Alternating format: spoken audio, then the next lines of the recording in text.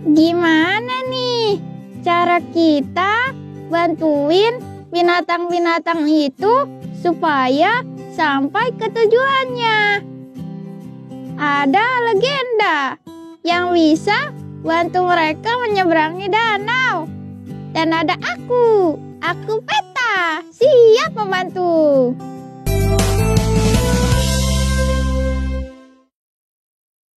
Hai teman-teman, terlihat ya bagaimana peta dapat membantu kita untuk sampai pada tujuan. Pada subtopik kali ini kita sudah berkenalan dengan fabel dan legenda. Nah, sekarang saatnya kita ulas lagi apa saja hal-hal yang sudah pernah kita bahas dalam subtopik ini, supaya kita bisa mendapatkan gambaran yang terkonsep lewat peta konsep sebelum melanjutkan perjalanan kita pada subtopik selanjutnya. Kita mulai ya. Dimulai dari pengertian fabel dan legenda. Fabel adalah cerita yang menggambarkan watak dan budi manusia yang bertokohkan binatang. Kita dapat mengingatnya dengan kata kunci tokoh binatang. Adapun legenda adalah cerita anonim yang dianggap benar-benar terjadi oleh masyarakat, karena berkaitan dengan peristiwa sejarah atau asal-usul suatu tempat. Ingat-ingat ya, kata kuncinya yaitu asal-usul. Jangan sampai lupa ya teman-teman. Setelah membahas pengertiannya, sekarang kita ulas lagi tentang ciri-ciri dari fabel dan legenda. Mulai dari fabel ya. Ciri-ciri fabel antara lain yaitu 1. Tokohnya berupa binatang yang wataknya menyerupai manusia. 2. Alur ceritanya singkat dan sederhana. 3. Karakter tokoh tidak diuraikan secara terperinci. 4. Pesan atau tema kadang-kadang dituliskan dalam cerita. 5. Pendahuluan sangat singkat dan langsung. Sedangkan ciri-ciri legenda yaitu sebagai berikut. 1. Legenda umumnya berasal dari daerah tertentu. 2. Ceritanya dapat dihubungkan dengan asal-usul suatu tempat atau peristiwa. 3. Terdapat unsur sejarah yang dianggap nyata oleh masyarakat. 4. Terdapat unsur keajaiban dalam ceritanya. 5. Ceritanya menceritakan tokoh pada zaman tertentu.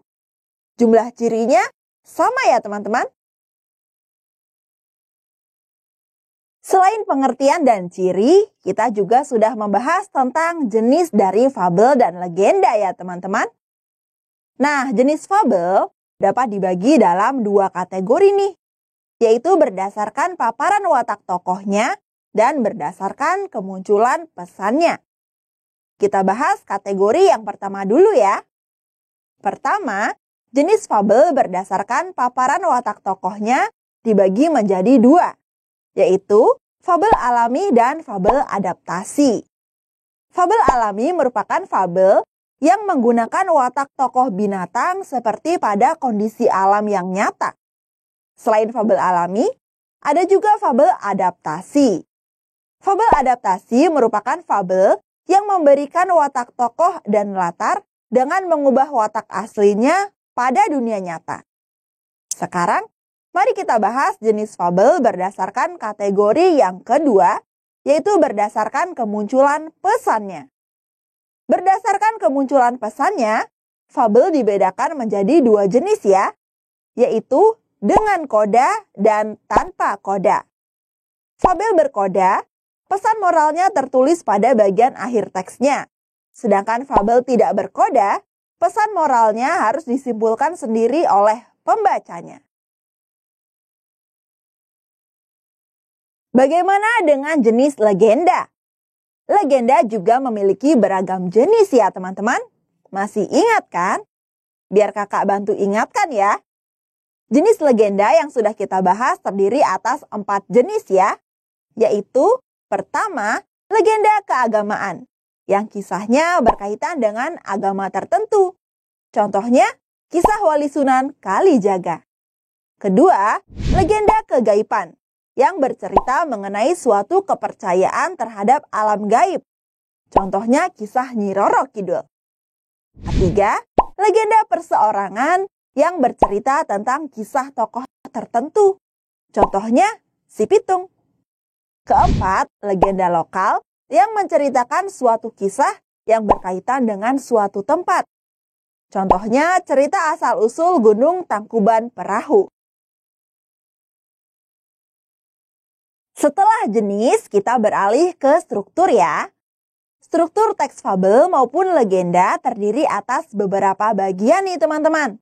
Dimulai dari orientasi, komplikasi, resolusi, dan diakhiri dengan koda. Orientasi merupakan bagian awal dari sebuah cerita yang berisi pengenalan tokoh dan latar. Komplikasi memuat konflik cerita atau permasalahan yang dialami antar tokoh. Sedangkan resolusi merupakan penyelesaian masalah. Terakhir, koda. Koda merupakan bagian pesan moral atau amanat yang tertulis di dalam teksnya.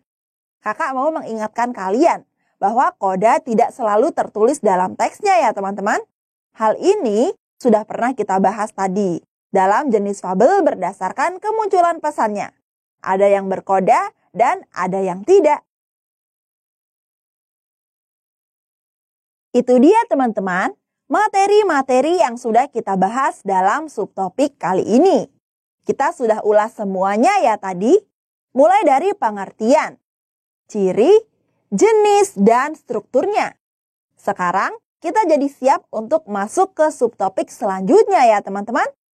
Pada subtopik selanjutnya, kita akan membahas tentang hal lain dalam teks fabel maupun legenda loh. Sampai jumpa!